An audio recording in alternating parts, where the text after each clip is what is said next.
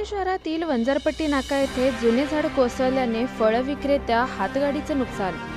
भिवंडी शहरातील वंजारपट्टी नाका येथे 25 ते 30 वर्ष जुने गुलमोहरचे झाड आज अचानक कोसळलं। या झाडाखाली एक फळ विक्रेता हातगाडी लावून उभा होता। हे झाड थेट या हातगाडीवर पडल्याने फळ विक्रेत्याचं नुकसान झालंय, परंतु सुदैवानं यामध्ये कोणालाही दुखापत झाली नसल्याने जीवितहानी टळली आहे। रस्त्याकडेला असलेले हे झाड अचानक कोसळल्याने परिसरात एकच धावपळ झाली होती। त्यानंतर फळ विक्रेत्याने पालिका आपत्कालीन विभागाच्या पथकाची वाट न पाहता स्वतः झाड छाटणीचं काम सुरू केलंय। आपल्या परिसरातील बातम्या आता आपल्या मोबाईलवर पाहण्यासाठी आमचं चॅनल सबस्क्राइब करा।